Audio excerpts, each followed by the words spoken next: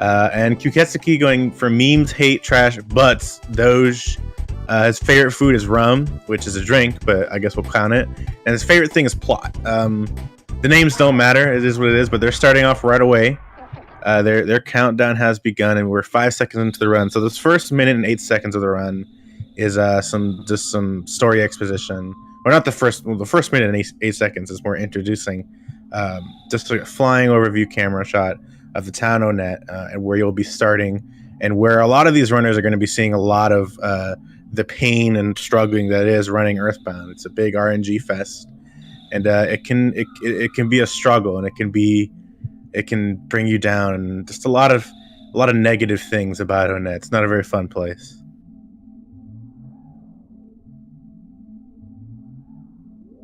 But the basic story is that there is a meteorite that crashes near your house. You being the titular character, not the titular character, but the main character Ness, who people most recognize, and you have to go and check it out. Like any classic RPG, what have you, just kind of throws you into it, gives you control of your character, and it's time to go. So this first area, you'll be walking into your sister's room, who's Tracy. And you'll be picking up the cracked bat. The reason we picked this up here is for some early offense that'll help us potentially on the hill if we get into any fights we don't want. But also because if we don't pick up and equip the cracked bat, later on there's a character named Pokey who will block the door and be like, well, you don't have any equipment. You got to be prepared, man. You got to do it. And he goes into this long rant, and that wastes a lot of time. And I think he even says he'll cut you. Like he threatens you if you don't equip it, which is ridiculous. So it's really important that you do that. That's cracked, not crack. It's not a crack bat. So this first part, they have to get to the top of the hill and talk to Pokey, who I just mentioned, who is your neighbor. He's your fellow neighbor on this hill of Onet, and he tells you to mind your own business because he's figuring out the cops. You get out of here. And you can see, OhHeyItsDavid already taken an early lead just based on more crisp movement and not getting caught on walls and various objects around, stuff like that. So this is a small lead. RNG is a big factor in this run, so time, usually you lose it in big chunks versus small chunks like this. So it's a nice lead for David to have, and this is time that you don't want to lose time in any sense, but it doesn't necessarily mean that David has such a significant lead that Kyuketsuki can't come back from it. So you go to the top, you go back home, and mom tells you, yeah, just go to bed. And late at night, you'll start hearing some knocking on your door, and you have to go check that out. So, and it's a real annoying knock too. The game makes it makes a point that it's a very obnoxious knock, and whoever knocks like that's a real jerk, and it's very obnoxious.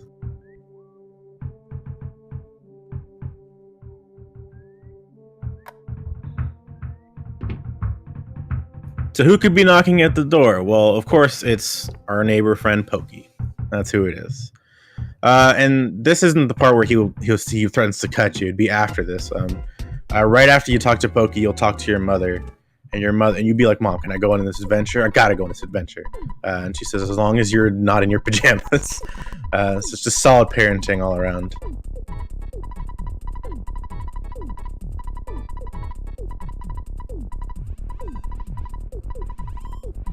And so one of the things that we'll be seeing coming up shortly, probably about in the next 30, 40 seconds or so, is they'll be exiting the house, and all of a sudden the spawns of the game will be turned on.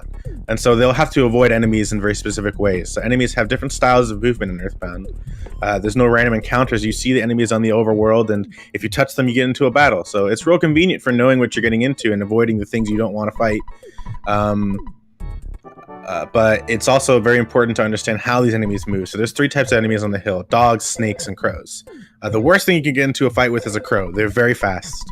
They have 77 speed. You currently have 2 speed. So there's a 75 speed difference between you and a crow. Just keep that in mind. But crows move in a very specific way. You saw a snake there. Snakes only move when Ness is moving. And you'll see potentially these runners use a a thing called stutter stepping, which I'll get more into once we see it later. But it's a method that they can get by snakes if they so chose. Crows move in a left to right pattern, which means that if they want to move down, they can't move directly. Wow, David get into the trifecta all in one spot. If they want to move down, they can't move straight down. They have to zigzag down in a left to right motion. And as you saw David do very, very skillfully there, is that that crow wanted to move down, so it swung right, but there was a tree in its way, so it got stuck on the tree. And it's stuck on the tree for a while now. It's trying very hard to move downwards.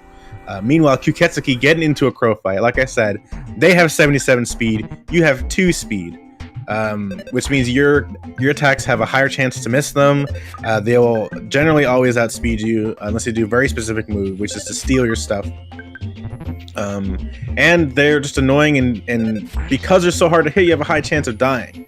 Now, dying on the hill isn't necessarily like the worst thing. You just respawn in the house, and then you start over again, right? But that's obviously time we don't want to waste.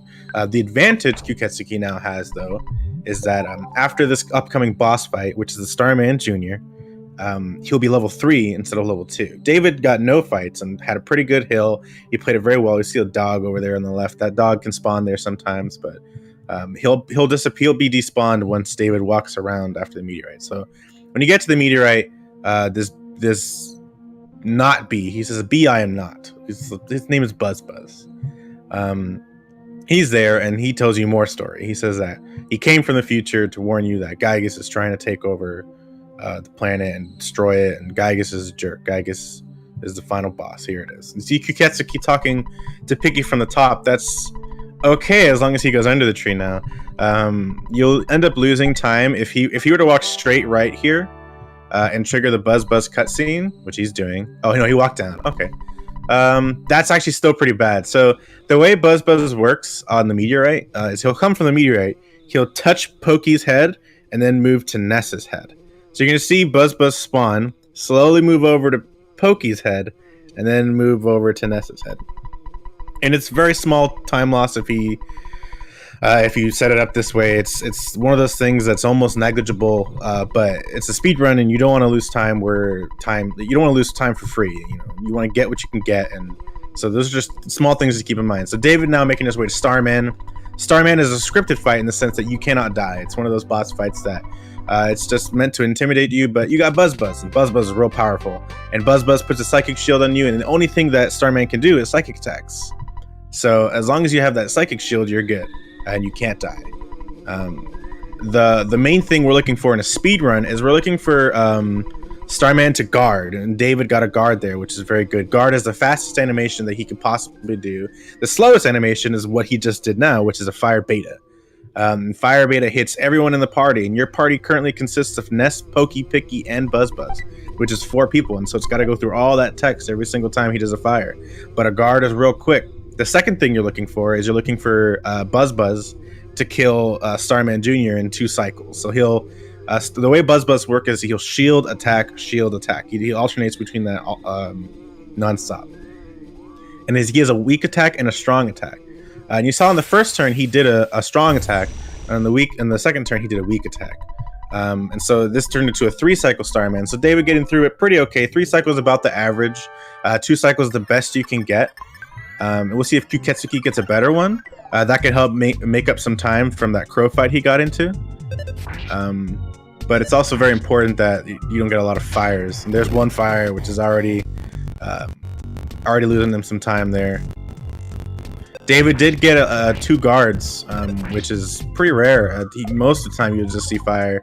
A freeze is pretty good. A freeze is not as fast as a guard, but it's still only hits 1 target, so it only get 1 little bit of text, and that's about it. So, and there's a guard that's pretty good, but Buzz doing a weak attack. So there, right there, you see it again. It's probably going to be a 3 cycle. That's about the average. So, unfortunate for Kyuketsuki, he's not really be able to make up any time here.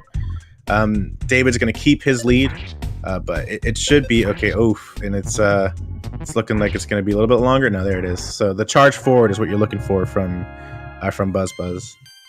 And Kyuketsuki going to gain 2 levels here. He'll be level 3, but he did lose a lot of HP on that crow fight. He was you started with 30 HP, and he was at 12 HP during that Starman fight, which means he's down 18 HP right now, and that's pretty important coming into the rest of Onett. David here, this is like the last bit of story right before you go into town and start doing some stuff. The estimated time of this run, on average, runners will get we're looking like the average for this tournament is like a 113, 115. Is like a pretty decent average time for some of these people are pretty new to the run, so they're still getting feel for it. So it could be like 115, 1 hour 15 minutes, or like an hour 20. Good runs tend to be like 110 or sub 110. The world record of this category right now. Oh, David getting some nice crow movement there. That crow swung right real fast, and he meant to run away, and he just snuck by it like real. I don't think he meant to do that, but it worked out real well. The world record of this category is currently 103.29 by a jerk named Daniel RGT. I'm Daniel RGT. But Drumboard just asked me, so that's fair game. So David here, he's gonna pick up the Mr. Baseball cap, equip it, and he's gonna look in this trash for some burgers, because what better spot to get some stuff than in the trash, especially food items. Get food out of the trash. That's the best place to get food. It's number one place. You just got to get it in the trash. It's the best place. So you withdraw some money here, and we're going to do some shopping. So he's going to buy the T-ball bat, which is better than the cracked bat, gives you obviously more offense. And then he's going to buy the baseball cap. Now, the baseball cap's technically worse than the Mr. Baseball cap. You lose 1 point of defense, but then you get to sell your Mr. Baseball cap for $99. So that ends up being more net defense than just having the Mr. Baseball cap. Now David's going to make his way down to the arcade. You'll see him do a specific movement here. He's walking behind the hospital like this, and because he wants to make sure there's no spawns right in front of the arcade. If you do that movement, then it prevents spawns from being there. So David's starting his first Pokepunk. You're not looking for a charge forward the first turn. It's real bad, but he smashed him, so he's probably going to go forward with it. Yeah. Normally, if you get charged forward, which is their really strong attack, you're going to want to heal instantly because you might die. But that smash pretty much solidified the rest of the fight, so he went for it. And he's probably just going to go straight into the arcade from here. Yeah. And you see Kyuketsuki now doing the same shopping. David on his second Pokepunk. He still has to be mindful of his health. Charge forwards still can kill him, but he's getting some pretty good RNG. Oh, Ness missing though. That's about the standard. Ness pretty prone to missing. A lot of people like to rag on Ness for missing so often, and the fact of the matter is, it's true. First of all, he does miss quite often, but it's also because of just the sheer number of times you're attempting to hit with Ness. You have to. It's just the numbers game. He's going to miss eventually a sheer number of times. David kind of playing this risky. He might die here if the Yes Man Jr. hits him next turn. Yeah, he used a burger to be safe. And now this should be the rest of it. So he's going to have to use the bread roll after this to heal up to full. So you have to use a burger and a bread roll. You want to be into full HP to fight Frank. You do not want to start this fight with anything less than full HP. Oh, not using the bread roll. For some reason, people are pretty holding on to that bread roll like it's real useful. But the bread roll's purpose is for the arcade. It is for healing yourself up right before Frank. So I don't know if I agree necessarily with the decision to hold on to the bread roll, but what you saw there was the first instance of the scrolling HP mechanic. You saw he took mortal damage there from Frank, and he was able to recover in time just by mashing. The way the game works with your HP bar there, until it hits 0, you're not technically dead. And unfortunately, we just saw it hit 0. David getting some real bad luck on Frank. So let me explain why that happened in particular. Kyuketsuki here, starting his Pokepunk fight, he's using the bread roll. The reason David died there is because he chose to use burgers over life up against Frank. Don't do that. That's my stance on that. Do not do that. Burgers have a variance in it's a healing item, but they have a variance in how much they heal you for. It's not a set amount. It has a healing roll of anywhere between like 35 to like 55 or something like that, right? And it tends to average around the middle, which would be roughly 45, but you have like 46, 47 HP. And unfortunately, David there he used the burger on Frank. He healed up to 40 HP, which is not his max HP, and then that threw the rest of the fight out of sync. So instead of using burgers on Frank, he should have been using Life Up to make sure that even if he takes mortal damage, the Life Up will get him to full HP and he can go through the fight the way he wants to. So now Kyuketsuki now is suddenly in the lead with that death from David. We'll see how his Frank goes. And he has to make sure he's fully healed here too. But he bought the bag of fries, so that's something that he did as a safety, and it's gonna pay off for him. He's got the bag of fries. He's still got 3 burgers plus plenty of life ups available. He's got 3 of them, which is what you will always have. Nice smash on Frank. This next turn is gonna kill him. A perfect Frank, just like that. No problem. 0 damage on that Frank smash. Frank didn't even hit him.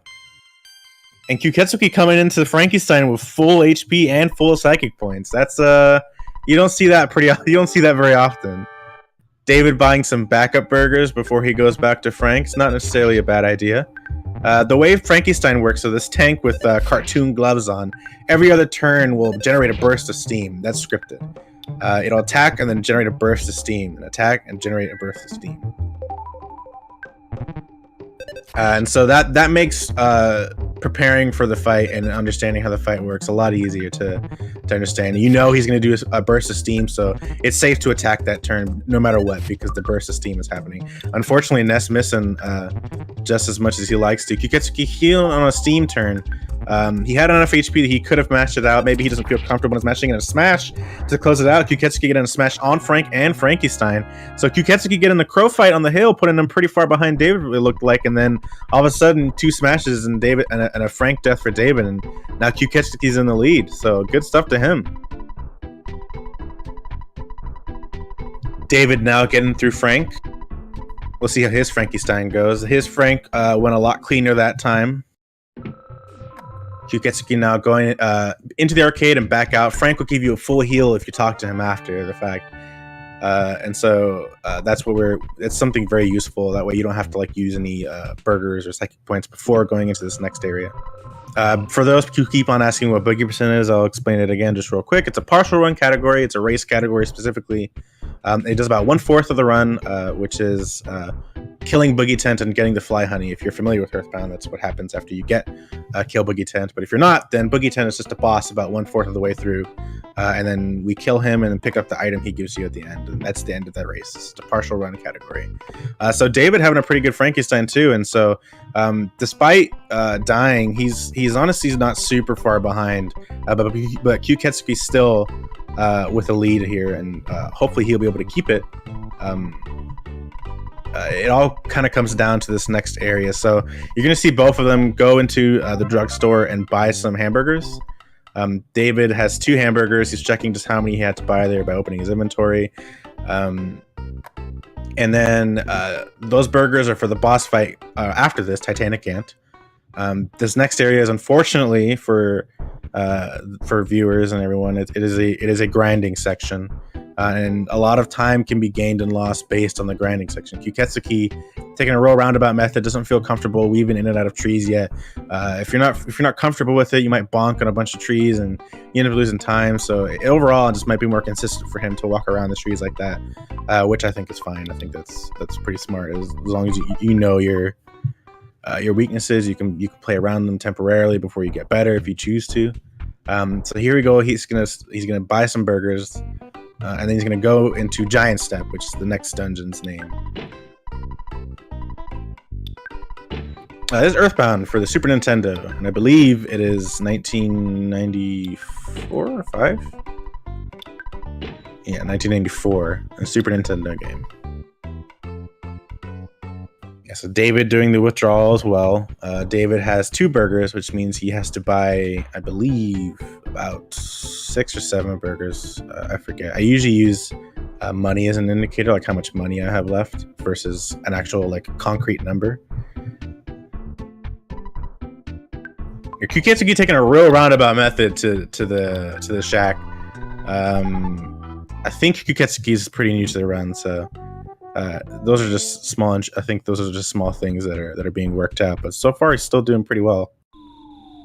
And so what we're looking for here in Giant Step is not these mice, as you'll see, but these slugs. And slugs, you'll know them when you see them. They're the tiny little specks on the floor. The slugs come in packs of 4 usually, and you want 22 slugs to level up to level 8, which will give you your next psychic ability, which is PSI and whatever you had as your favorite thing. And I believe Kyuketsuki had plot as his favorite thing. Kyuketsuki with a pretty low defense here. Normally these guys do 4 damage to you, but they're dealing 5 damage each of them, which sucks. Because it just means you're taking 1 extra damage for no reason. But this first one will give you a level every time, this first pack. And so Kyuketsuki now 4 out of 22, and he's finding another 4-pack right away, which is some real good luck here. David on his first 4-pack. Now Kyuketsuki's at 8 slugs. One thing to note, and you might want to keep an eye out for it, is each of these slugs, each slug fight has a 1 out of 128 chance to drop a bomb. And a bomb is real useful because this next fight is brutal and you want as much help as you can get. It's very rare. Like I said, it's a 1 out of 128 chance. But if it happens, and it has happened already in some of the races, we have seen some bombs. It's very, very useful. So David got a single slug fight there. One of the nice things this game does for you is if you're that much stronger than the enemy you're fighting, and it's like a single enemy, the game just says, you know what, you can have this one. You're strong enough. We don't need to waste your time with this whole battle animation nonsense. You're strong enough. He's dead. You won. Here's the experience. And so that's what happened with David there. So David's on 5 slugs right now, which kind of throws like the slug grinding off, because we usually use the multiples of 4 to help us determine when we're going to start heading upwards. But in the end, it'll all end up being okay. As long as you get to level 8, it doesn't really matter. So Kyuketsuki finding his 3rd pack, David finding another pack. So Kyuketsuki here after this will have 12 slugs. David will be at 9 slugs. So Kyuketsuki was about a 3 slug lead if we use slugs as a measurement. One of the things you have to be careful is if Ness misses a lot, which he tends to do, after 4 turns, these slugs, it says that the game calls it concentrating. What that means is that they're able to cast psychic abilities all of a sudden, and the only psychic ability they know is hypnosis, which puts you to sleep, and if you're unlucky, you can die to slugs, and it's real embarrassing, and people will bring it up, and it'll be kind of like a meme, like, haha, guy died to slugs, what can you do? But it kind of breaks you down inside, and it's happened to a couple runners. But it's just one thing you have to note and just be careful of. OhHeyItsDavid trying to do stutter stepping. So I said I'd explain stutter stepping. I should have explained it earlier. These enemies in Giant Step specifically only move when Ness moves, but they only move on about the 3rd or 4th frame of like concurrent movement. So if you were to tap your controller in rapid succession and only get those first couple frames of movement over and over and over again, if you were to do it very well, you would be able to avoid, you're able to move and gain distance before the game registers them to move. And if you do it very well, you can get past them without them moving at all. And so it all comes down to rhythm. If you do it too fast, the game never registers that you've let go of the D-pad, and so it doesn't do the stutter step correctly. And if you do it, so basically you try and find the right rhythm, and then stutter step past them and use that to your advantage. It's very useful in this area. It's useful in some other specific areas as well. That was my phone. I apologize for that. So I think David here catching up on slugs. Kyuketsuki all of a sudden there's just a slug drought and he can't find anything.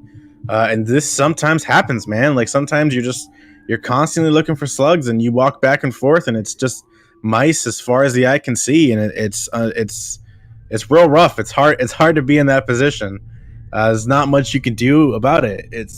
You just got to get luckier. It sucks. But Kyuketsuki, she's still hanging in there. But I think David here, this puts him. This is an 8-pack from the last time I counted from 9.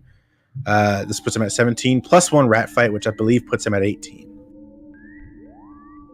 So David making his way to the top. I don't think he's level 8 yet, but this is a pack of slugs right here. This could have been Antoids, but you can tell by how many were clumped up together that it was slugs. And I think this will be David's level 8 right here.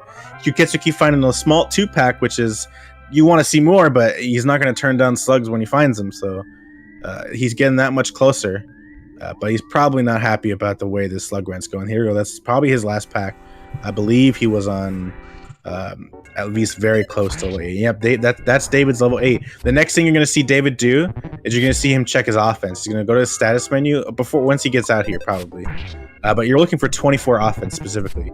I mentioned earlier that if you get into a single fight with a single enemy, if the game decides that your offense is high enough to one-shot them, it just gives you the fight for free. You don't even have to waste your time with the fight. It just auto kills and you win. And so 24 offense is the bare minimum of what you need. If he has 23 offense, then he's going to have to stutter around these enemies coming up.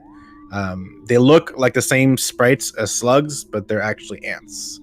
And they like to call for help. They call for their friends, and they do a lot of damage, and they're real obnoxious. So you don't want to fight them. So I don't know if David checked his offense. I think he might just be trying to stutter it, or he's just going to hope. Here it is. So he's got 24 offense, which is what he wants to see. Unfortunately, it only works with single antoids. So he needs to wait for it to just be one. He gets the fight. The game just hands him the win. Congratulations, you're the best. You earned it. Have a cookie, even. So antoids have a chance to drop cookies. That cookie is actually worthless to him right now. He's likely going to just drop it. I would drop it immediately because you might accidentally use it in a fight. And cookies heal 6 HP as opposed to burgers like 45. And that is a pretty significant difference. So here you see David going up to Titanic Ant. This fight is not pretty. Sometimes it can be great, sometimes it can be the worst fight of your life, but you're going to see him start off with Rockin', which is your basic AoE attack. It does a lot of damage. 70 damage is literally the average. Ant has 235 HP, and Ant has a bunch of different attacks, but the ones that deal damage to you are they have a weak attack and a strong attack. So that weak attack did 22 damage. His strong attack does around 40, which is what you don't want to see. He also has a chance to crit you, which in this game is called a smash. Real dramatic. So he got the 2 Rockins off, and he's taking some hits. He's got the magnet now is basically worthless to Ant and to David because he has no psychic points. So these magnets are free turns for him. They're free turns to get damage. That's what you want to see. You want to see Ant waste his turns and not hit you. And I think I am getting some.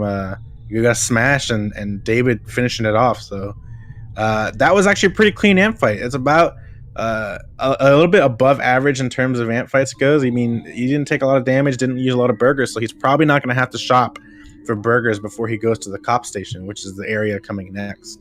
Kyuketsuki, unfortunately, I think he just hit level 8, and so he's making his way to the top now. But remember, you have to stutter by these enemies, and so he may not feel confident in his stuttering, or he just may not feel like the enemies are in a good enough position where he can stutter them aptly. So you see him despawning here, waiting for a better formation that he can potentially stutter past. If he is level 8 right now and he had 10 psychic points, I would say take a fight and just use Rockin' on it. We'll see right now. He got into a fight.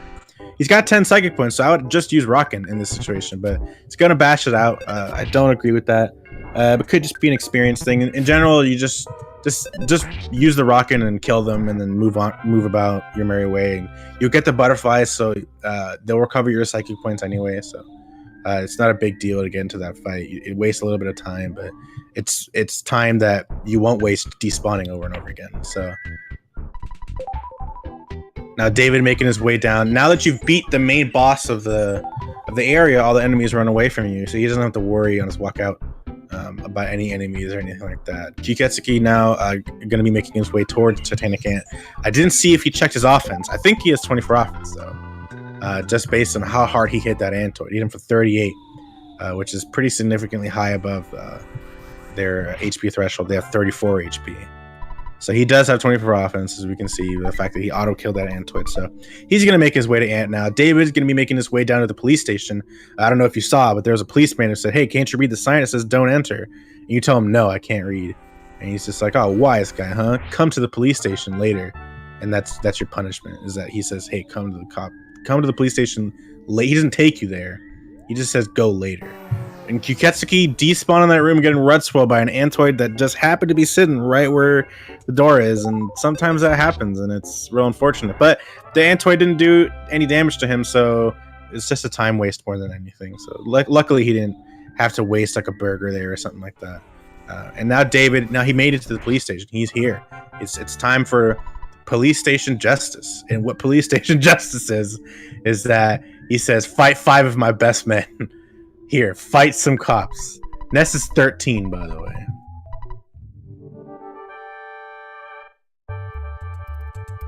And now we see Kyuketsuki's Titanic Ant. He gets the rocket out. He outspeeds Ant, which is good, 74. And it's going to hit both the Ant toys, which is exactly what you want to see. You got hit for 22, which is exactly what happened to David. He's opting to use life up here, which ends up being a really good decision because he got hit for a strong amount right after, hoping for no magnet. Oh, he gets smashed, which is really bad. This puts him at 18 HP. He needs Ant to waste a turn here and not hit him. Or outspeed, that works too. That's another way to get lucky. I would use another burger instantly. Really good stuff using that burger. Okay, this might put him at full, probably not. 41. Okay, he's in the safe range, but he's opting to heal for safety anyway. You can never be too safe against Titanic Ant, so you can't fault him for that. 38, that's a big hit. And then we're gonna see another burger use. Good. This one won't put him at full HP. 54, that's a high roll. I would bash. Good. Really good stuff. Kyuketsuki's playing it really smart. Titanic Ant about 1 or 2 hits away from dead. Still playing it safe, which is good. Magnet is a nice wasted turn. Here comes the burger. Here comes the bash. 36, another strong attack. Ant pulling no punches, and Kyuketsuki takes down Ant pretty well. Really well played. You got smashed, which is really unfortunate. There's not a lot you can do, but he got the luck he needed to stay in the fight, and he got through it. Really good stuff to him. He played that really well, in my opinion. David here, he's on cops, and the way cops work is they only have 2 attacks. They have a weak attack and a strong attack. That's a pretty common theme you'll see in the early parts of the game, and actually also throughout the rest of the game. He's already through 3 cops, so I've missed explaining it then, but we'll talk about it on this cop here. They have a weak attack and a strong attack.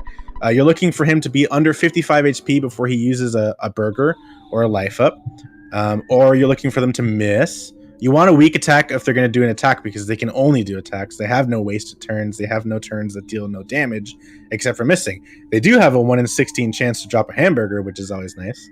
And now we're coming into strong. So strong is the last one of them. Their 5th cop, by the way, he didn't want it. He's like, you know what? I'm leaving. I don't want it. You beat up 4 of my friends. I don't want this. Captain Strong, I would heal on the first turn. Don't use the cookie. Good stuff. Good awareness from David to not use the cookie. Strong has 140 HP, so you want 20 psychic points going into it. So you use 2 Rockins and then just kill him.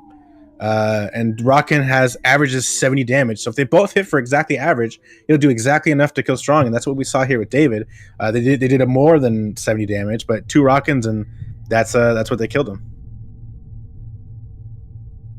So David getting out with a 32-minute on net. That's a little bit below average. The average is about 30, 31, but it's not too far off. So David having a pretty good on net despite a Frank death and a lead despite a Frank death. Kyuketsuki unfortunately lost his lead due to the slug grind.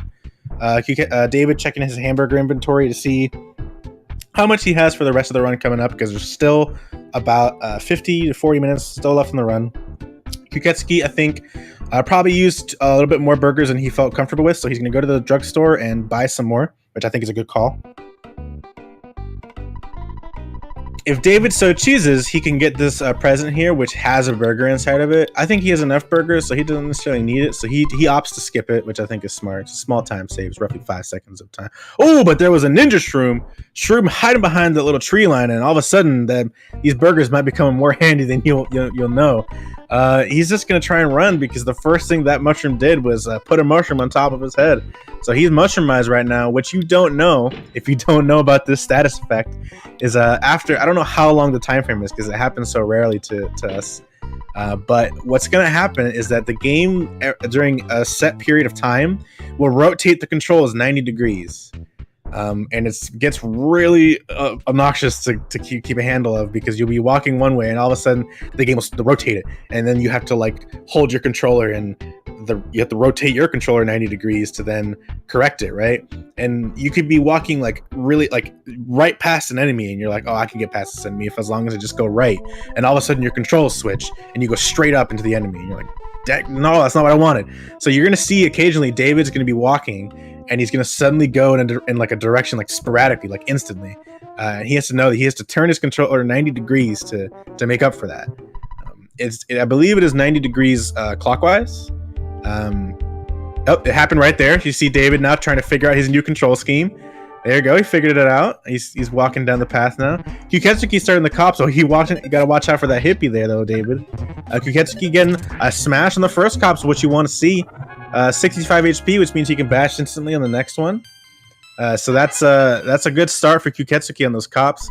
David here is going to talk to Apple Kid before trying to figure out his controls again.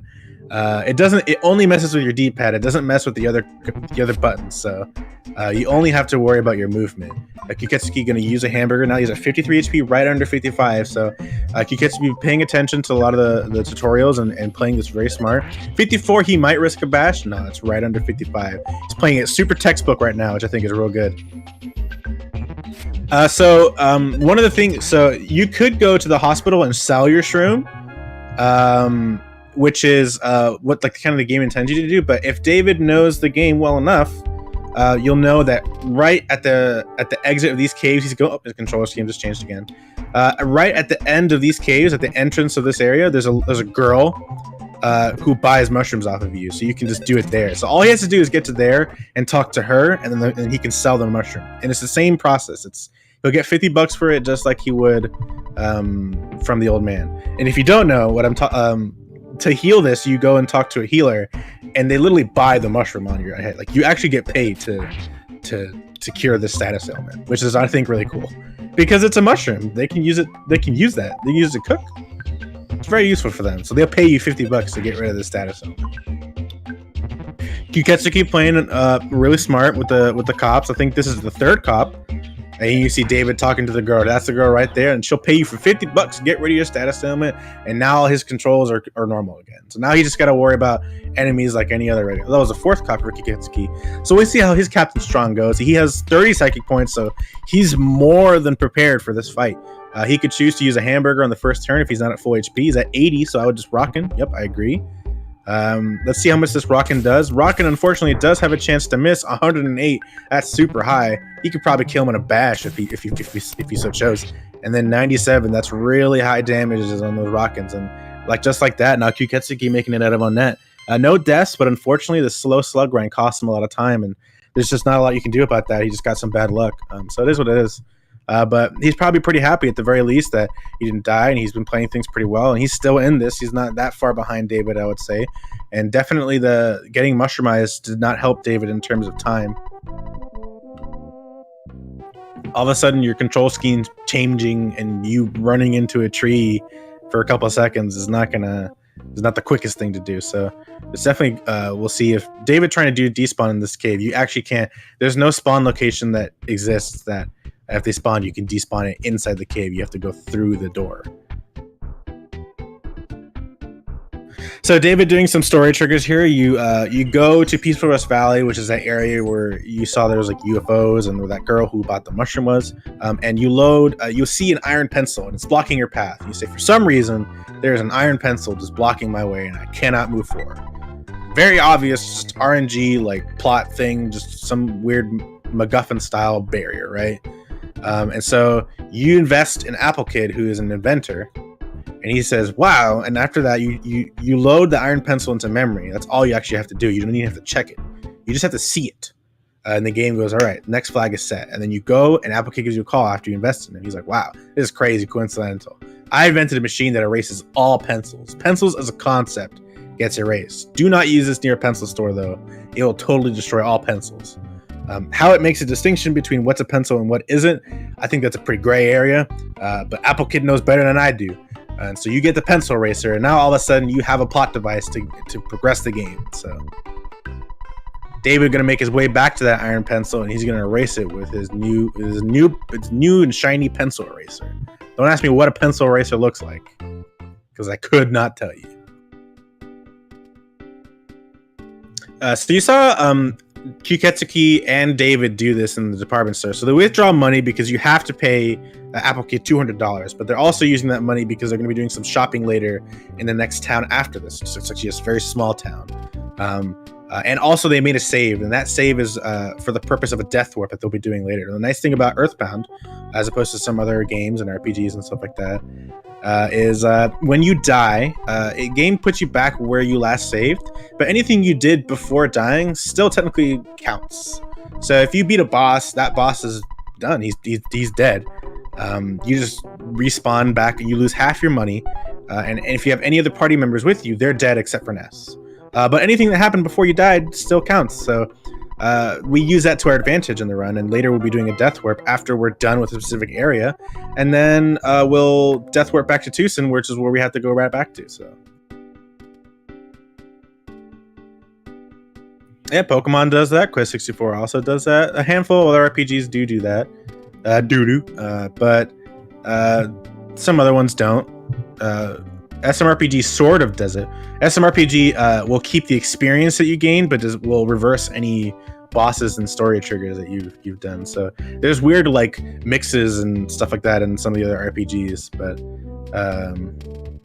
it's just dependent on the game. Earthbound's nice enough to let anything that happened count. So David making his way through Peaceful Rest Valley. Peaceful Rest Valley is normally a very explosively dangerous area. There's a lot of dangerous enemies. It's not a good place. But David actually having a lot of good luck here. There's just really nothing blocking his path. He got the butterflies he needed to get back to full psychic points before Peaceful Rest Valley, so he doesn't even need to get any butterflies. And he's just taking a casual stroll. It's like there's not even any spawns, because, to be honest, I didn't even see any spawns. He just walked right through it. Really good luck that David just had there. That's uncommon, and that's something you want to see, because that place is scary. That place is scary dangerous. And now you see Kyuketsuki. He loaded the pencil into memory. He's going to be making his way back now to Tucson to get the convenient call from Apple Kid that the pencil racer is now here. Yeah, it was actually very peaceful this time. So David doing some shopping. He's going to buy a better bat to up his offense, sell his old one, and he's going to buy the Holmes hat for some extra defense, which is going to be very useful. And then he's going to maybe buy some healing items. He's probably going to check his goods to see like how many hamburgers he has. So he's got 4 that I can see, and a can of fruit juice for some reason. I don't know where he got that, but he's got 4 hamburgers and a can of fruit juice. So I think he's set on healing items. He's not going to buy any extra croissants or anything like that. So normally what the game kind of intends for you to do is at some point sleep in a hotel or heal somewhere, and the game plays a little text box cutscene where you get a psychic calling from this girl Paula, who's stuck in jail. She's been imprisoned in the shack by the happy cultists. But since we already know about where she is, we just go straight to her. We don't have to trigger that cutscene. But she gives you the Franklin badge, which deflects lightning, which is very useful for this next boss who throws lightning. And then when you walk outside, there's your neighbor Pokey again, and he's just a real jerk. He's just being real mean. And then he makes you fight some cultists. So this fight is unrunnable. It is a scripted fight. It's called the Shack Fight. And it sucks. There's a lot of different terms for it. 95, 92, 81. So you want the rocket to do over 94 damage. These guys have 94 HP. That one rocket did 92 to that guy, so he literally has 2 HP left. But David getting one of them to be auto-killed by the rocket and hit the crow. Rockin's chance to miss is based on speed. It's their speed times, it's some calculation, but the higher an enemy speed, the higher chance Rockin has to miss. So crows have 77 speed, so your Rockin actually has a 1 in 3 chance to miss. And boy does it all, and that's pretty common, to be honest. So the fact that it hit the crow is convenient. A crow's not dangerous. The main thing you want to see is it killing a cultist, and it did. So it's very important that now that he has these 20 psychic points going into Carpainter. I mean, do you want the calculation, Kekuman? Because I do. I'm pretty sure I know it. It's the very similar calculation they use for most of their speed stuff. It's like 2 times the enemy speed, like minus Ness's speed divided by 4 or something like that is the calculation. There. Are you happier now that you have the math? Does it make it that much easier to like? That means that's your percent chance to miss. So you saw these cultists, they like to call for help, which sucks, by the way. So normally you'd want the 2 Rockins, but you have to use the Rockin here because these guys are dangerous and they'll keep calling for help. You can't let them live any longer than they need to be alive. You really need them dead. So David getting some good luck. He got the Rockin to kill the first one, and he smashed the second one to kill it in 1 turn, which is good. It's going to use a burger before Carpainter, which is really useful, and the can of fruit juice, because I just think he doesn't want it in his inventory. I don't think he wants to accidentally use it. Was that right, Hunter? I'm doing it based on like a very weird memory of it, so I think I'm part of that equation's wrong, but it's something like that. So here's how Carpainter works. Carpainter's turns are scripted, and what I mean by that is that the first turn he will always do lightning. His second turn he will always do a life up to heal himself. His third turn divided by 5. So his third turn he will hit you. Fourth turn lightning. Fifth turn psychic shield. Sixth turn hits you, and that will repeat for eternity as long as Carpainter's alive. And so you see David here using the rockets that he has the psychic points for. And he's hoping for, because of the death warp, he's hoping for after this fight to have a little bit less HP. He's hoping for these lightnings to reflect as well. You see here one reflecting right now, doing 116 damage and killing Carpainter. Remember, you got that Franklin badge, the reflex lightning. That's what it's used for. If you try and fight Carpainter without the Franklin badge, you die. The game doesn't like give you a game over death, but it puts you. It says, "Oh, you can't fight Carpainter, you died." Unfortunately, Kyuketsuki tried to walk by a tree, and you can walk by trees. Ness does move faster than them, but he got caught in the wall and all of a sudden didn't feel very confident about his ability to keep on going. So you saw him here. This tree is going to explode when it dies. When it dies, it explodes in flames. And I think he gut saved, so I think he's pretty lucky there. You can actually die from that if you're not careful. But he gut saved. So gut save, what happens is the game, based on your gut stat, has a chance that if you were to be killed, were to be dealt mortal damage, instead you'll survive with 1 HP. And I think that's what happened to Kyuketsuki there. It's possible that you can, with the scrolling HP, you can get killed there and then mash it out fast enough that you still survive, but I didn't hear him take mortal damage based on what I heard, so it sounded like he gut saved that, which is really lucky. You obviously don't want to die. That extra HP is pretty good coming into this next area. I think he wants the second butterfly though, which is smart, and you see him walking down to spawn this butterfly, but all of a sudden now there's a tree in his way, so that's definitely not what you want to see there. I wouldn't recommend going up this hill to respawn that butterfly. I would definitely feel like you want to be on the bottom side of that hill. So now Kyuketsuki finding himself pincered here, which is the PRV special. You get pincered a lot, and all of a sudden, enemies on both sides. What do I do? And you see he's kind of panicking. He's opening and closing his menus, not sure what to do. It takes the UFO fight. That's the worst thing you can do. That's definitely not what you want to do. UFOs, not as much speed as the Crow. They have like 55, 54. Ness still has like 7 speed right now. And these guys like to attack very often, but Kyuketsuki making it through, so he makes through another fight in Peaceful Rest Valley. It's the complete opposite of what David had. Here you see David, he dropped the bear, so he's definitely going for some type of death warp here. I think he got a lot of HP on the level up, so maybe he's looking for the aforementioned UFOs to maybe beat him up. That's the Swirling Robo. Those guys actually aren't as aggressive as you think. The Spinning Robo, I apologize. They have 10 speed, and Kyuketsuki getting into a Spinning Robo fight himself and a UFO fight. This is a dangerous combo. So this is the combo that David wants, actually, because it kills you real fast. Because the UFO is a part of it. The UFO is real aggressive. But David here trying to die. He has a cold, so you know he's going to slowly die. Cold is a light status ailment as far as it's like baby poison, essentially. You take 4 damage every single turn, and out of combat you would take 2 damage every single tick of the overworld. Kyuketsuki making it out of yet another Peaceful Rest Valley fight. Very lucky to be alive right now, to be quite honest. At this point, he might go back for another butterfly, or he might just say, I'm going to cut my losses and just go for it. He's got 20 psychic points, so I would not use a life up, but I would buy a croissant and use that. That would be a good idea.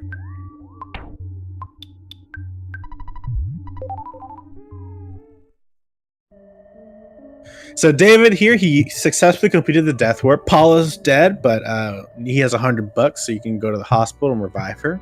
And this is exactly what he does. And now David's going to hit a series of story triggers to move on to the next town. He's got to talk to this Luigi-looking guy, and then he's got to go take Paula back home. Paula's parents will give them their blessing to go on the adventure, and then you got to get free money from Bergen Park. So Kyuketsuki, I'm gonna focus a little bit more on Kyuketsuki in the meantime because, like I said, David's just a series of story triggers. So Kyuketsuki now buying the Holmes hat, going through the stuff he needs. He's buying the equipment. I would definitely buy a croissant and use it, or several croissants and use one at least, to get yourself to full HP. You want to be at full HP coming into the shack fight. It's pretty imperative. You see him buying several croissants. It's not a bad idea. Oh, 4 croissants. Okay. So he's stacking up a croissant. You still want to make sure you have enough room for the Frankum badge, but he's playing it extra safe. So he's looking out for cultists in this cave. So I said that the shack fight was unrunnable. Well, the reason it's unrunnable is because it contains cultists, right? Well, it's not just a scripted fight that they're unrunnable. It's actually all cultists. If you were to get into a fight with any of like the overworld cultists that are around, they're flagged as unrunnable. So it's real important that you don't get into any extra cultist fight that you don't want to get into. Kyuketsuki could actually probably get into the shack. That crow was caught on the fence, but it does require some crisp movement, and he just didn't feel confident. So I don't blame him for despawning. I think it's a smart decision to do if you don't feel confident in your movement quite yet. But that crow was of no danger to him at that current moment. David here going to be doing a photo skip by going across the wall here. If you slide off the side of the Chaos Theater like that, there's a photo right in front of it. And you could skip it but just by gliding across the wall. What a photo is the game has a bunch of these preset spots. There's 32 photos in total. And what happens is when you step on them, the game like freezes and you're like, hey, what's happening? And then this photo man spins and flies down and you're like, who is this clown? And he's just like, I'm the photo man. I'm here to take your photograph. Fuzzy Pickles. And then you take a photo. And he's like, all right, cool. And then he just leaves. And the reason for that is so that at the end of the game, during the credits, it plays all the photos. But this is a partial run category, so it's completely useless to us. And in a speed run, we don't want to see it because it wastes like 20 seconds. So it's real important that we don't get those photos when we can avoid them. Kyuketsuki, he bashed in the crow. I think that was an accident because now this has happened. He's called for help. He might rock in here, but he's probably going to bash it out. Rockin' would be like the safety, like I just don't want to deal with this fight anymore. I'm going to do a rockin' so they can't call for help anymore. But bashing it out is probably the smarter play in terms of wanting to conserve your psyche points. Now he has to rockin' because you really don't want more calls for help, and he's getting dangerously low on HP.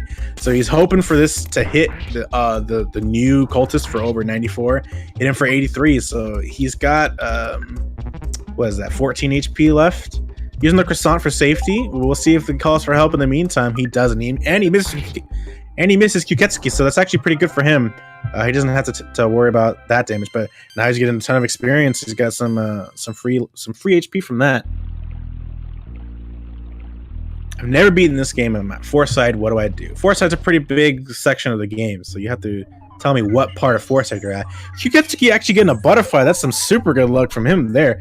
Butterflies are pretty rare to spawn, and it suddenly gives him an extra 20 psychic points to work with coming into Car Painter. So that's some really good luck for Kyuketsuki there. David, watching the Runaway 5 show and the free money that he got from Bergman Park, he's going to give to this guy to free the Runaway 5 from their contract prison, and that will progress the story so they can get to the next town. And the reason you can't just go straight to the next town normally is because you'd have to go through this tunnel, and there's ghosts in the tunnel. And man, this ghosts real spooky, and you can't take the regular bus. You got to take this Runaway 5 bus because they're big. They're a big band, and they play loud music, and ghosts hate loud music. Notoriously. I mean, that's just common lore.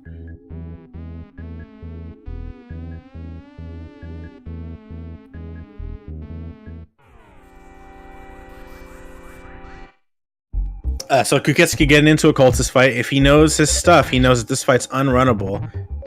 Called for help, but it failed, and he killed him in 2 turns. So an unfortunate circumstance, but he made the best of the situation he had, and he only got hit once, so that's pretty good. You'll see Janet there, that blonde-haired lady right in front of it. She doesn't have an official name, but we call her Janet. Janet gets in our way quite a bit. She sucks. Oftentimes, runners will try and avoid enemies with fights with cultists, and you'll need to get into the building quickly because maybe one's coming rushing straight at you, and you're like, I gotta get in this building quick. I can make it. I know I can make it. I'm this far away from it, and Janet's just like, no, I'm the gatekeeper. You cannot come into this building. And then you get into a fight with the cultists. So we don't like Janet very much.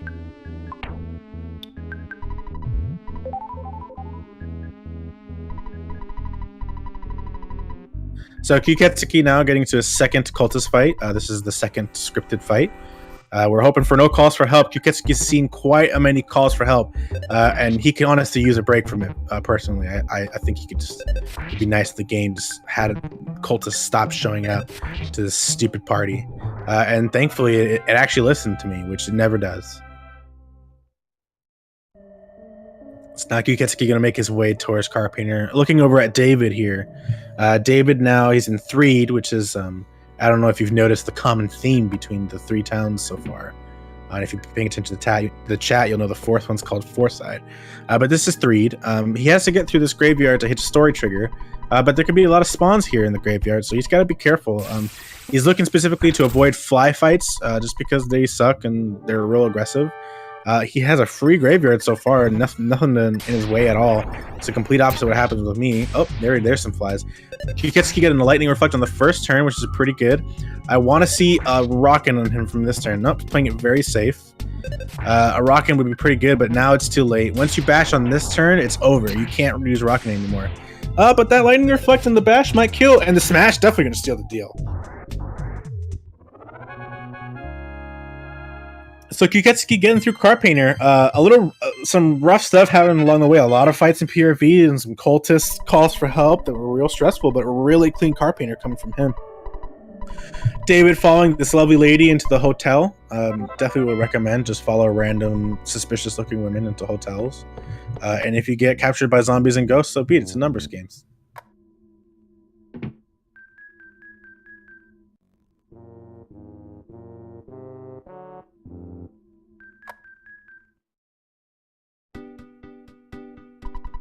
So David now starting the story trigger to get to Winters. Winters is the next area. And you'll see we've been controlling Ness this whole time, but since now David is stuck in this prison, now you'll be controlling Jeff, who is terrible. Terrible character. Is also a terrible area of the game. This game's pretty RNG heavy, and Winters is not really any different in that regard. It's very, very RNG heavy. It's not a good, fun part of the run. There's not a lot under your control in Winters.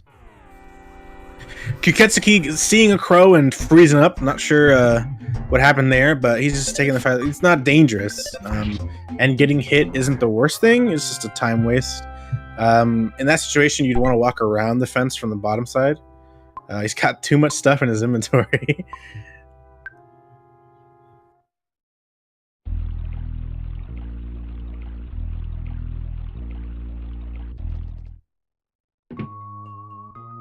So he'll use the key to the cabin here, and then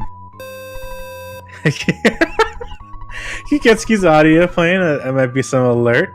Yeah, Puexo pointing out. So when you get an item and your inventory is full, the game's like, "Oh man, you got this item. That's great. Oh, but your inventory is full. Do you want to drop something?" And then you go, "No," right? If you don't want it, and he goes, "Are you sure you don't want to drop something?" And you say, "Yes." And he goes, "Okay, fine, you abandoned the item." In this case, you abandoned the cookie. Like, it makes it really dramatic. To be honest, you abandoned this cookie. In this cookie's time of need, you left it wanting.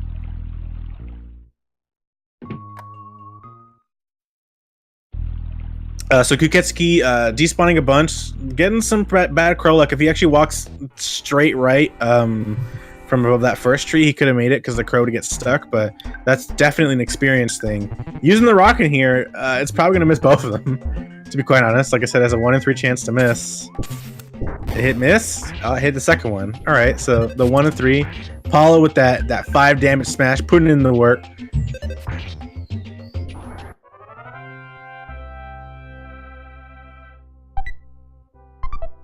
And now we got room for the cookies, so there's no abandoning cookies anymore. This cookie is part of our inventory. So David, inside of the Winters boarding school, which is where Jeff starts, you just have to get some equipment, and then you're allowed to leave. These specific crows cannot be auto killed. That's correct, DJ Combo.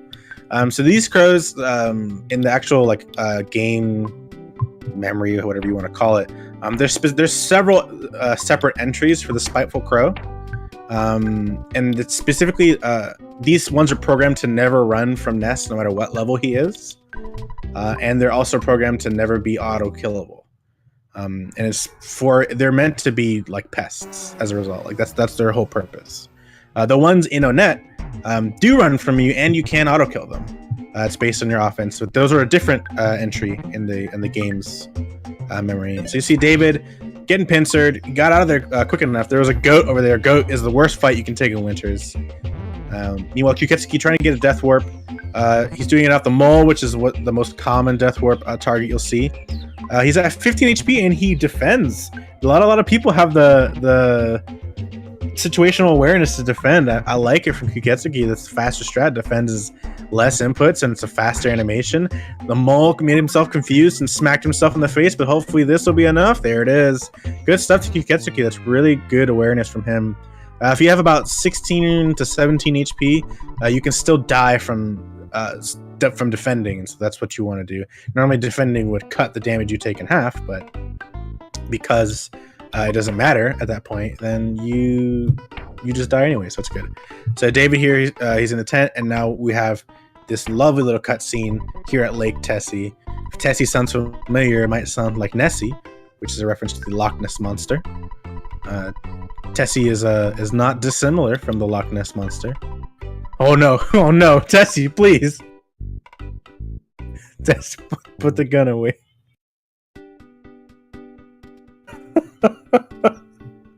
I really like that emo combo. Sorry.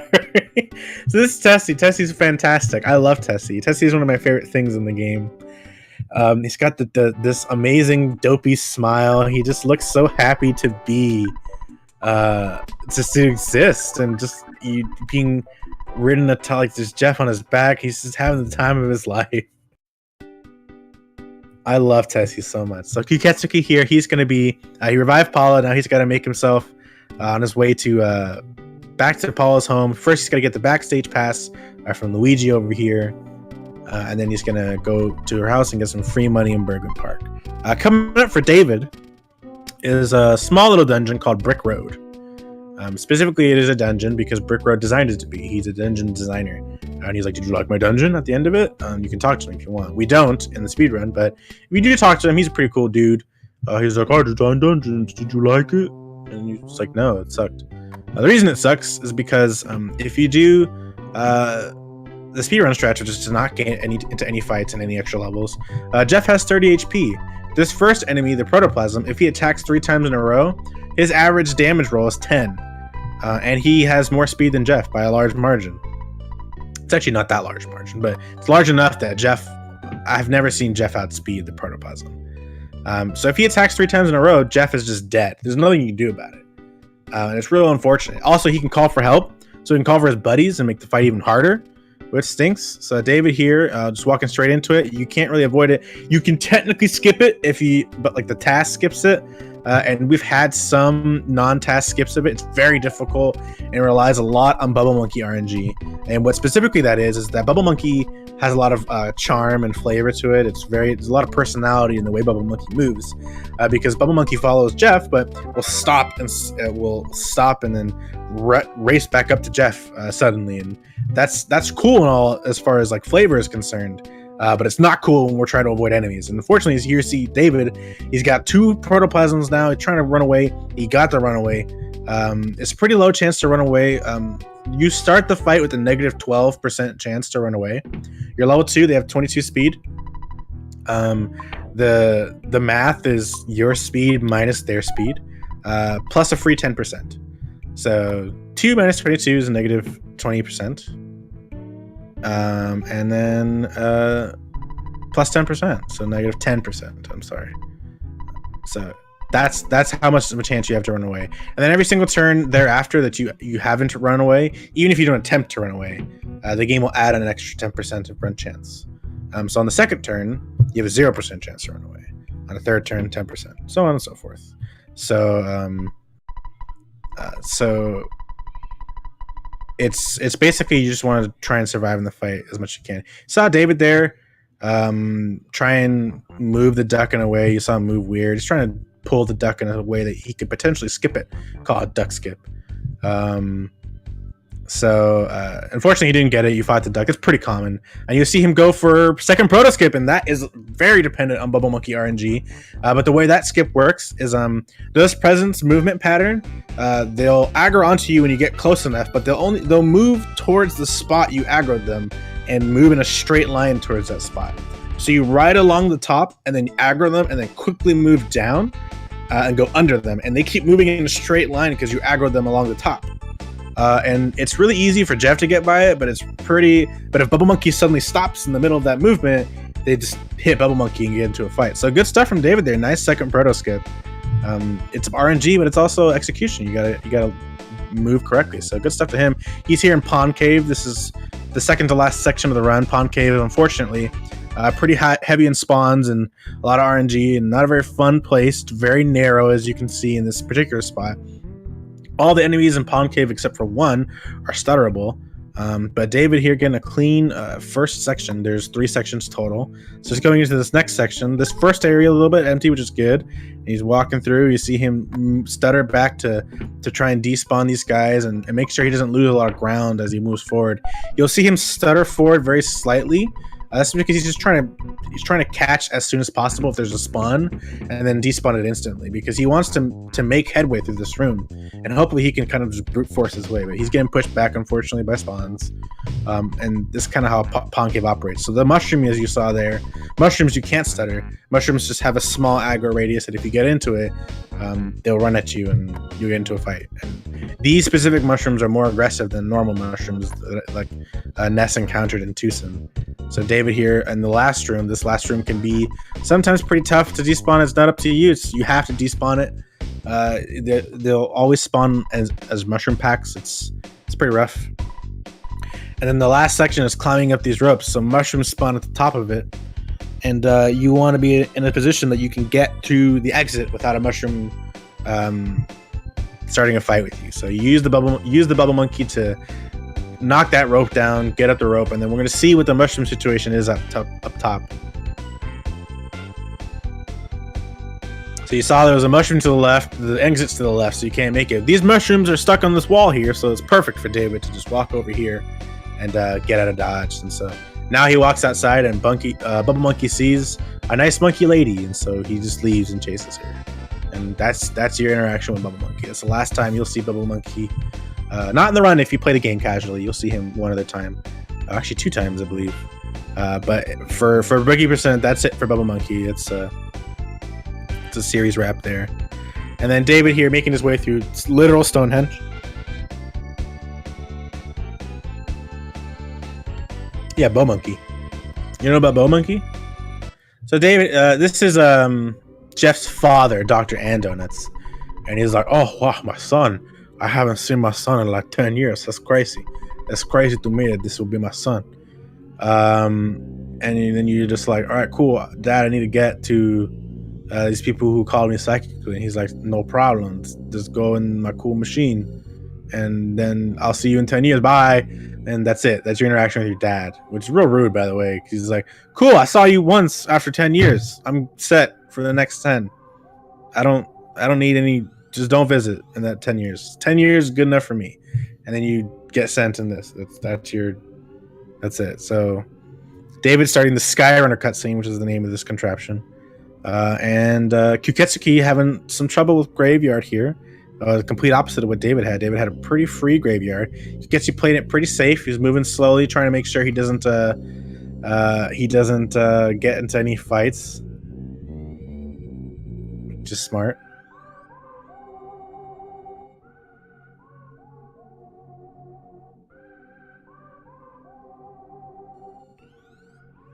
And you can see that. So there's a trash can within a trash can there. One of those trash cans, the lighter one, of the whiter one, is an enemy. And Kyuketsuki making note of that, and then he's just walking by it. They have a small aggro radius, much like the mushrooms. So it's good stuff from Kyuketsuki to be aware of that. And then he's looking for spawns on the way out, making sure there's none there. And then he's going to make his way towards the suspicious-looking woman. There's a fly over there. Nice reactions, and there she is. Just follow her in, no problem. Just do it. There it is. Make your dreams come true, Kyuketsuki. So fun fact, if you actually try and talk to her, you can get close enough that you can talk to her and she'll turn towards you, but the game doesn't actually have any text for her, so it just says no problem here. But she'll turn to you like you're talking to her, and it just says no problem here. So David, Kyuketsuki just entering the Threed prison, and David is one swoop around Threed from landing into the prison. So they're about one winter split apart, which is unfortunately for Kyuketsuki about a 10-minute difference. So David with a pretty sizable lead. It's going to be pretty. David would have to die to Boogie Tent several times for Kyuketsuki to make a comeback in this race. But David looking like he's having a pretty good run right now. He's on about 113 pace right now. Something like that.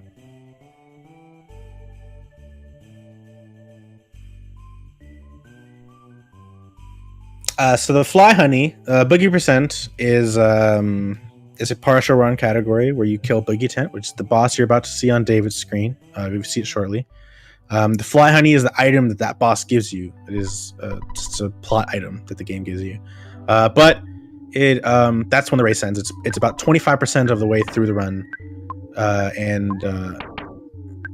Oh, suddenly the audio switched. Just letting you guys know. It is a partial. It's about 25% of the way through the run. And it's just a race category for us because it's unfortunate. So the glitchless run is roughly 4 hours long, depending on if you do manipulation or not. Boogie Percent doesn't allow manipulation because not everybody knows it, and that's not fair to everyone. So we want to keep a level playing field for everyone who can do it and maybe wants to learn the run and stuff like that. So manipulation's not allowed, but the full glitchless run is like 4 hours, and that doesn't make for pretty. We race it pretty often. We have a pretty thriving community, luckily enough, like we're lucky to have such a good community. But for a tournament setting, it's tough to set aside 4 hours for people to 1v1 do a glitchless race like that. So we do a Boogie Percent, which is much shorter and 25% of the run, and is just the right mix of showing you what Earthbound's about, which is a lot of RNG, but also there's some cool execution in it with stutter stepping and all that stuff, and the menuing and stuff. So I think it's a very nice category for people who are interested in learning Earthbound but don't want to get committed to the full 4 hour run. So here's Boogie Tent. We're gonna do a rockin'. Oh, he's gonna just do defense strats. That's fine. So it attacked the teddy bear. So if you saw, he picked up a teddy bear in the trash. What happens with the teddy bear is enemies have a 75%. If they were to attack you, they have a 75% chance to use that attack on the teddy bear.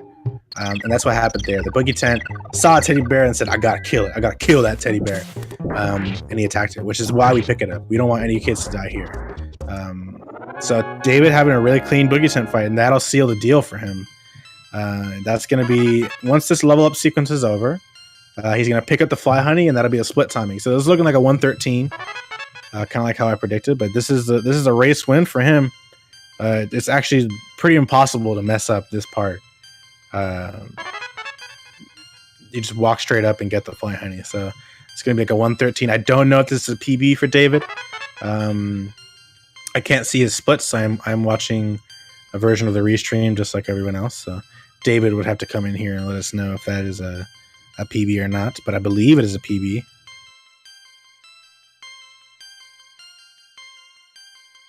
Or it might be close to it at the very least. I know he has a sub 115.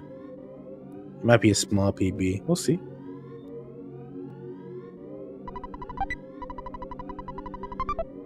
And there it is, 113.22 right there. He didn't split.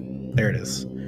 He split at 113.25. The timing is 113.22. I don't know if that's a PB or not. Kyuketsuki get into a crow fight, which is unfortunate, but really good stuff to David. Really well played race. Unfortunate death to Frank and Onette, which always stinks. But other than that, he had some really nice and solid luck, and also some really spectacular play.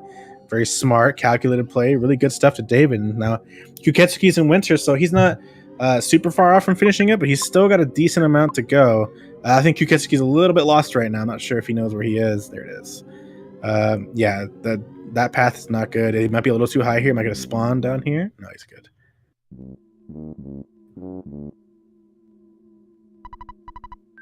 Nice. That was a PB from David. So David getting a nice PB in the race, which is always a nice feeling. Getting a PB in the tournament race or any race in general. I mean, it is a race category, so most of your PBs are going to be in races. But there's some people who will do practice and just by themselves, just to practice a category, and sometimes you grab a PB like that. So good stuff to David. Congrats on your PB, man. Kyuketsuki going to be starting the Tessie cutscene, the glorious Tessie. For those who are curious what David is doing, because this is a cutscene coming up, David is currently doing what's known as the tent glitch. Because the way Earthbound works is it's one giant map.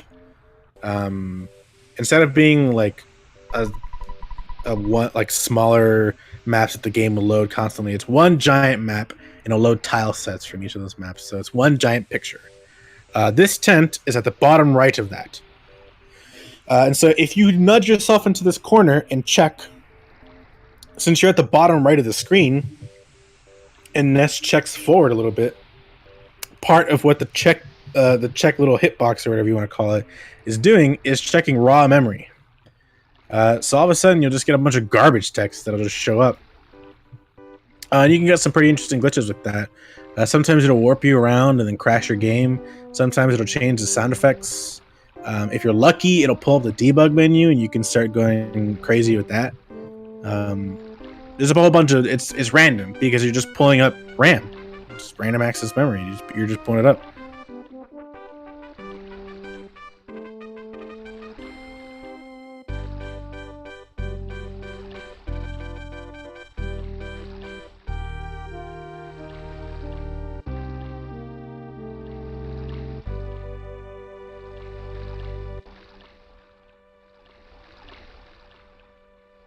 So now Kyuketsuki making his way towards Brick Road, the glorious dungeon known as Brick Road.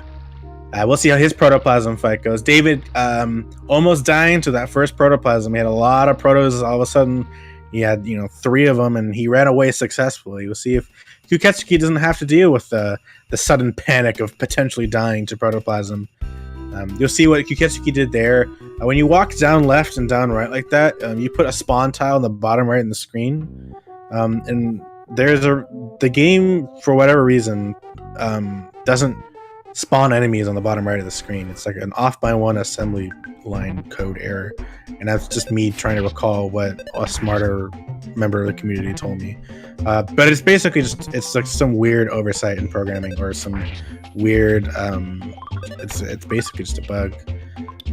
But we use that. There's an 100% spawn point there, and we use it to avoid that. So Kyuketsuki doing the right thing here. He's defending. So you see he's going to be defending for these turns, and then trying to run away on the 3rd turn. He has a 10% chance now. If this one hits him, he's dead. It hit the other protoplasm. Now he's got a 20% chance to run. This one's confused. Hit Bubble Monkey, which is good. Does not want to die here. Call for help is good. 30% chance to run. Still no. Confused. Still hitting Bubble Monkey. All right, we're up to 40%. See if this is the turn he runs away, and he got it. Nice. Some good luck there happening there. Kyuketsuki having to run from the first proto as well, and you can use the boiled egg to get up back to full, which is good. We'll see if he gets duck skip. He pulls that duck down, and he's going to try and go to the left to try and get the duck to go a little bit left, but now the duck moving upwards. Duck does what it wants. You don't have a lot of control over that, and now he might be stuck there. Kyuketsuki's really dead set on duck skip. Nope, duck moving to the right. That's the left. That's good. This is a potential duck skip. That duck will be stuck there, and Kyuketsuki just walk right by it. So that's duck skip. You got to see it there. Pretty elaborate setup for it. So you lose time based on that from like the most optimal duck skip. But unfortunately, you saw David land second proto skip. Kyuketsuki showing off how second proto skip can fail, and it's just Bubble Monkey says no. You saw Jeff walk right by, but Bubble Monkey decided he did not want to play along. So that's just how that goes. There's a bit of RNG that involved with that skip. But Kyuketsuki, if this hits, he's able to get through this second proto. He was level 1. He ran away from that first fight, so it was a pretty dangerous proto fight. In general, but he got through it, which is real good. He might eat the cookie here. He did get a cookie. I believe he fought a crow. And he's going to be making his way into Pond Cave now. Yeah, there's a cookie. So he's at 20 HP. If Kyuketsuki's not confident in his stuttering, he's mostly going to be relying on despawning. as opposed to stuttering past enemies. Some runners will stutter past enemies in Pawn Cave, but they're very tight stutters. He picks up the Butterfly. Butterfly is actually literally useless on Jeff. Butterfly restores 20 psychic points, of which Jeff has 0, because Jeff can't use psychic abilities. So butterflies don't actually do anything. So that was unfortunately just a waste of time for Kyuketsuki. I don't know if he knows that butterflies don't do anything, but maybe he wanted to feel relaxed instead of Jeff. Maybe he just wanted some reassurance from himself. So I'm not him. I can't speak for him. So you see him having a lot of trouble getting this first area free and clear, which it happens. And every single time that he despawns through this door, you notice that the music changes each time, right? Well, that's a longer door transition than if the music were to not change. So going out and back into a place where there's a door transition, that's 5 seconds every time. And he's done this probably 10 times by now. So that's 50 seconds he's lost just on that. It adds up quick. People don't realize how quick that adds up, but you can lose minutes just despawning that first area like crazy. And it's real unfortunate. It's real frustrating, and you start yelling obscenities at the game. Kyuketsuki trying to stutter, but unfortunately just did not get a good stutter setup there. These deal 6 damage to him. These might kill him. That miss was actually pretty good. He should survive, even if this guy hits him. Nice miss. I would get the burger in this chest up here and use it to heal himself to full, just so he doesn't have to worry about potentially dying to something else later.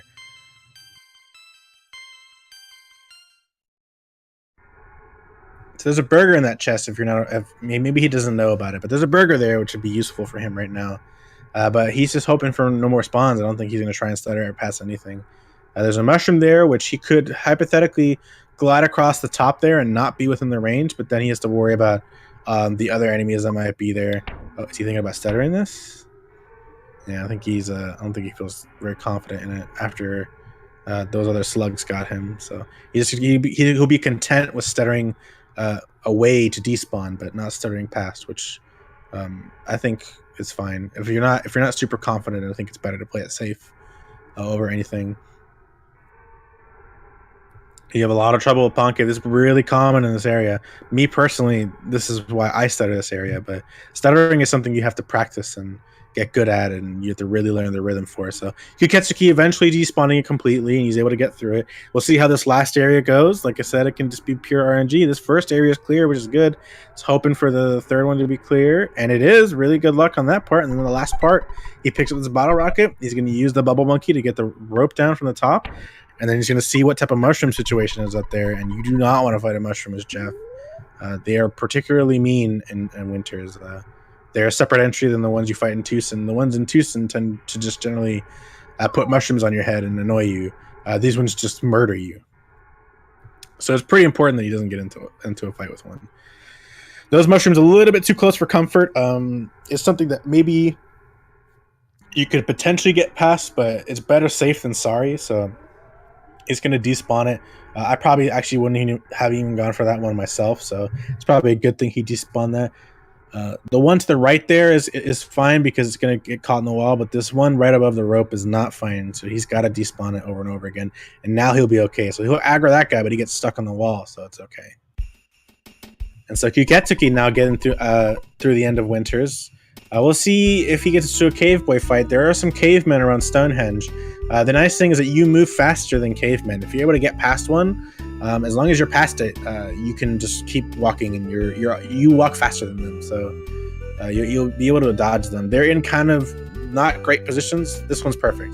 So you see, even if he aggroed that guy, he was stuck. But even if he did aggro that guy, your movement speed is faster. So it wouldn't matter. You just outrun them because they're just very slow.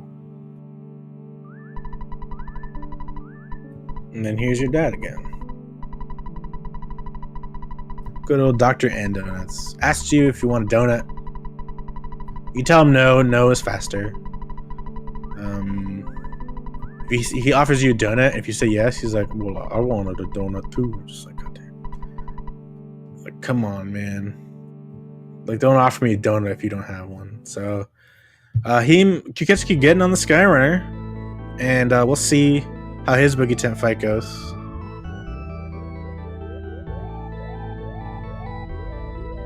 But this cutscene here is about 2 minutes and 45 seconds. It's a jamming song. One of the better songs in the OST, I think. It's nice and fitting for the Skyrunner. But this is the usual bathroom break that we take. Earthbound's nice and has plenty of bathroom breaks for the runners, and this happens to be one of about 2 minutes and 45 seconds, so enough time to run to the bathroom. Kyuketsuki's saying he's 10 minutes ahead of PB pace, so despite having some bad spawns and PRV and stuff, Kyuketsuki's still on PB pace, so we might be able to see a PB from both these runners. Kyuketsuki with a 10-minute PB, that'd be pretty massive. Kyuketsuki, I think, still pretty new to the run, so let's hope that he gets the RNG he needs. He's praying for it right now, so we're hoping too, man. We'll see how the Boogie Tent goes. More often than not, Boogie Tent will go okay, but there's still specific things that can go wrong.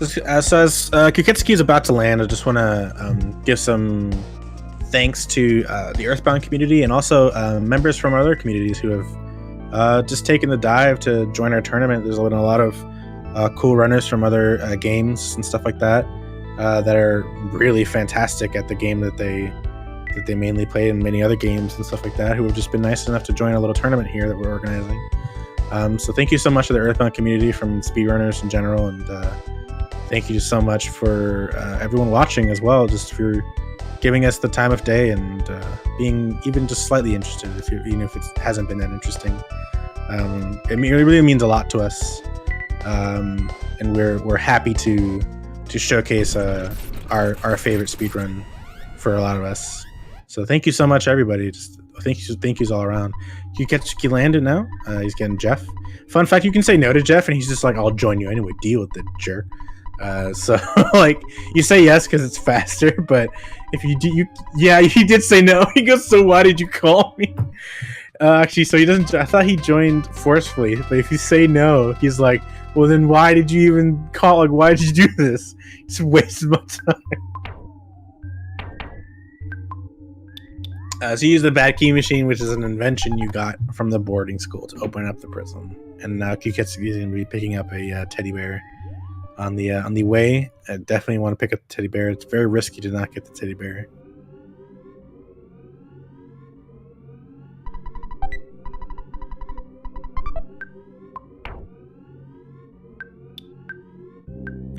I think he's going to heal up Jeff here. Yeah, he wants to make sure Jeff's at full HP. It's not a bad idea. Jeff will die from any hit from Boogie Tent no matter what. But if you're quick, if he has the more HP he has, if you're quick enough with mashing, you can maybe get his big bottle rocket to come out before he dies. So it's not a bad decision to do that if you so choose. And here you see Kyuketsuki. David did some shopping before Boogie Tent just to be safe. The big bottle rocket and bottle rocket plus Ness's rocket damage should be more than enough. So he shouldn't. That's theoretically. Earthbound, anything can happen. So we'll see how it goes. Defend, big bottle rocket. So even if it hits Jeff, the big bottle rocket will come out. Well, not this turn because he solidified Jeff. So solidify is just like a wasted turn. For that turn, you can't move. You can't take any. You could still cast spells hypothetically, but Jeff has no spells. And 663, which is about 70. What, he's like 597 HP. So Jeff doing his job there and actually one-shotting him. And there we go. And so Kyuketsuki now doing the level up mashing. He's getting through Boogie Tent, and it's going to be looking like a 129, something like that, Boogie Tent, which is about a 10-minute PB for Kyuketsuki, he said. So really great stuff to both these runners. David clutching it out with a win. Kyuketsuki with some rough PRV action, but he played Onett really well in my opinion. Had some bad slug luck, but 2 PBs from both our runners. So it's a PB for PB across the board, which is some really good stuff. I'm really happy to see that from everybody.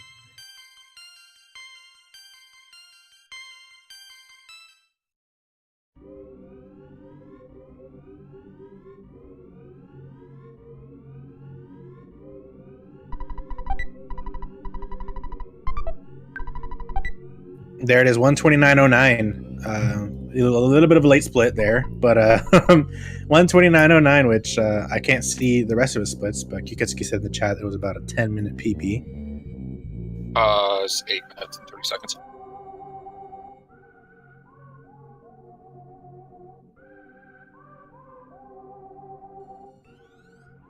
There it is, 129.09. A little bit of a late split there, but 129.09, which I can't see the rest of his splits, but Kyuketsuki said in the chat it was about a 10-minute PB. We were using the audio from Kyuketsuki's stream.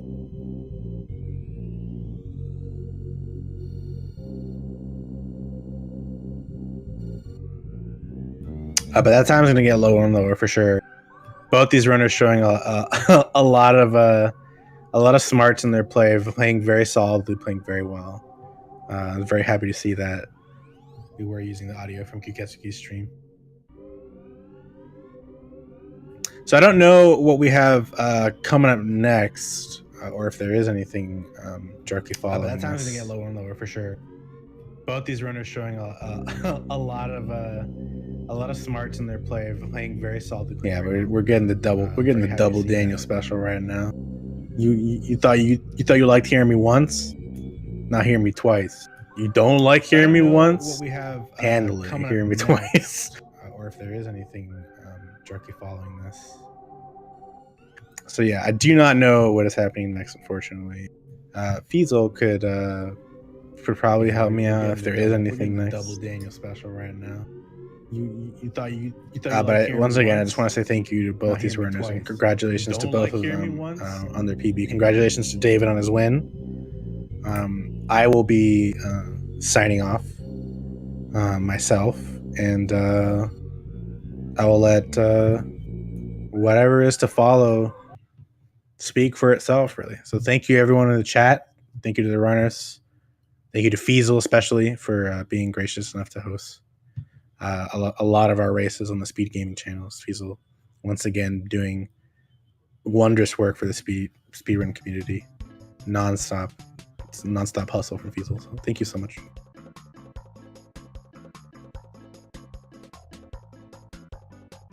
Have a good night.